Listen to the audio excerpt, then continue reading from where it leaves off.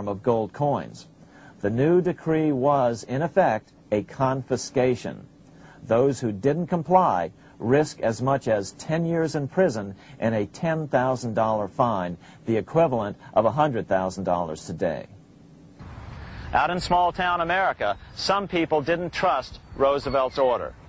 Many were torn between keeping their hard-earned wealth or obeying the government. Those who did turn in their gold were paid the official price for it, $20.66 per ounce. So unpopular was the confiscation order that no one anywhere in government would take credit for authoring it. No congressman claimed it. At the signing ceremony, President Roosevelt made it clear to all present that he was not the author of it and publicly stated that he had not ever read it. Even his Secretary of the Treasury said he'd never read it either, saying it was, quote, what the experts wanted. Roosevelt convinced the public to give up their gold by saying that pooling the nation's resources was necessary to get America out of the Depression. With great fanfare, he ordered a new bullion depository built to hold the mountain of gold the U.S. government was illegally confiscating. By 1936, the U.S. bullion depository at Fort Knox was completed, and in January 1937, the gold began to flow into it. The rip-off of the ages was about to proceed. In 1935, once the gold had all been turned in, the official price of gold was suddenly raised to $35 per ounce. But the catch was, only foreigners could sell their gold at the new higher price. The money changers who had heeded Warburg's note and gotten out of the stock market just before the crash and bought gold at $20.66 per ounce, then shipped it to London, could now bring it back and sell it back to the government, nearly doubling their money while the average American starved.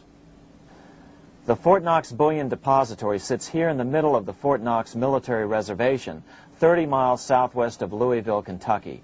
This was as close as we were permitted to get to the depository despite years of letters from members of Congress to allow our film crew inside. The 4-acre grounds immediately surrounding the building are guarded by an electrified steel fence, an open moat, and 4 machine-gun-armed guard pillboxes at the structure's corners. When the gold began arriving on January 13, 1937, there was unprecedented security. Thousands of official guests watched the arrival of a 9-car train from Philadelphia, guarded by armed soldiers, postal inspectors, Secret Servicemen, and guards from the U.S. Mint. It was all great theater. America's gold supply from across the land had been pooled, supposedly for the public benefit, and then safely tucked into Fort Knox. But all that security would soon be breached by the government itself. Now the stage was set for a really big war, one which would pile up debt far beyond that of World War I. For example, in 1944 alone, the U.S. national income was only $183 billion, yet $103 billion was spent on the war. This was 30 times the spending rate during World War I.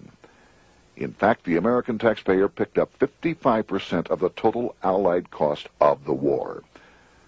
But equally important, virtually every nation involved in World War II greatly multiplied their debt. In the U.S., for example, federal debt went from $43 billion in 1940 up to $257 billion in 1950, an increase of 598%. Between 1940 and 1950, Japanese debt swelled 1,348%. French debt grew 583%, and Canadian debt soared 417%. After the war, the world was now divided into 2 economic camps: communist command economies on the one hand versus monopoly capitalists on the other, set to fight it out in one perpetual and highly profitable arms race. It was finally time for the central bankers to embark in earnest on their 3-step plan to centralize the economic systems of the entire world and finally bring about their global government or New World Order. The phases of this plan were: Step 1, central bank domination of national economies worldwide. Step 2, centralized regional economies through organizations such as the European Monetary Union and regional trade unions such as NAFTA. Step 3, centralize the world economy through a world central bank, a world money, and ending national independence through abolition of all tariffs by treaties like GATT. Step 1 was completed long ago. Steps 2 and 3 are far advanced, nearing completion. What about gold? Among central banks, the largest holder of gold is now the IMF.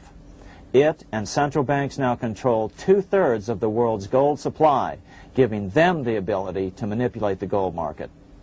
Remember the money changer's golden rule. He who has the gold makes the rules.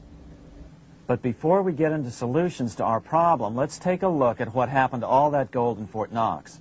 Because if we don't understand that the gold has been stolen, we'll allow ourselves to be stampeded into the wrong solution, a gold-backed currency. Most Americans still believe that the gold is still here at Fort Knox. At the end of World War II, Fort Knox contained over 700 million ounces of gold, an incredible 70% of all the gold in the world. How much remains? No one knows. Despite the fact that federal law requires an annual physical audit of Fort Knox gold, the Treasury has consistently refused to conduct one. The truth is that a reliable audit of whatever remains here has not been conducted since President Eisenhower ordered one in 1953. Where did America's gold in Fort Knox go? Over the years, it was sold off to European money changers at the $35 per ounce price. Remember, this was during a time when it was illegal for Americans to buy any of their own gold from Fort Knox. In fact, there was a very infamous case where the Firestone family set up a string of dummy corporations to purchase Fort Knox gold and keep it in Switzerland, never hitting U.S. shores. They were eventually caught, however, and successfully prosecuted. Finally, by 1971, all the pure gold had been secretly removed from Fort Knox, drained back to London. Once the gold was gone from Fort Knox, President Nixon closed the gold window by repealing Roosevelt's Gold Reserve Act of 1934, finally making it legal once again for Americans to buy gold. Naturally, gold prices immediately began to soar. 9 years later, gold sold for $880 per ounce, 25 times what the gold in Fort Knox was sold for.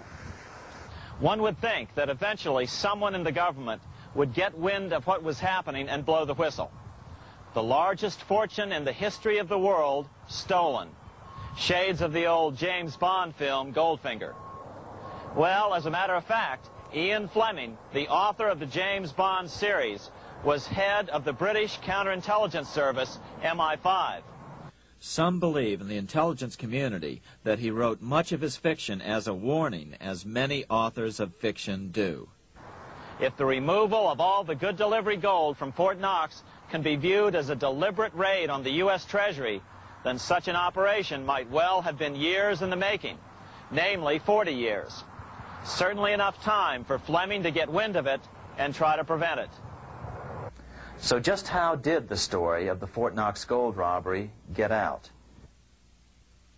It all started with an article in a New York periodical in 1974.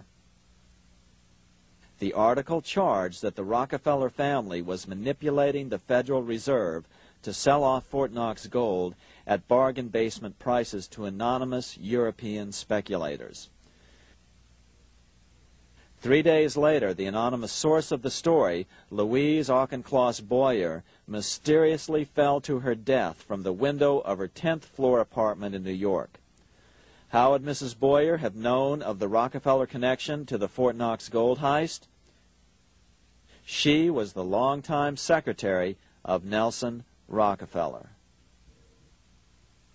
For the next 14 years, this man, Ed Durrell, a wealthy Ohio industrialist, devoted himself to a quest for the truth concerning the Fort Knox gold.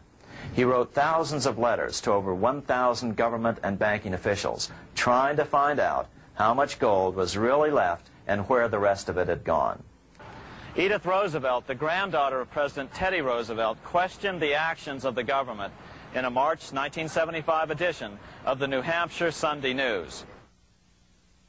Allegations of missing gold from our Fort Knox vaults are being widely discussed in European financial circles. But what is puzzling is that the administration is not hastening to demonstrate conclusively that there is no cause for concern over our gold treasure, if indeed it is in a position to do so. Unfortunately, Ed Durrell never did accomplish his primary goal, a full audit of the gold reserves in Fort Knox. It's incredible that the world's greatest treasure has had little accounting or auditing.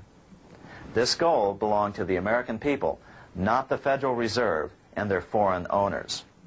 One thing is certain, the government could blow all of this speculation away in a few days with a well-publicized audit under the searing lights of media cameras. It has chosen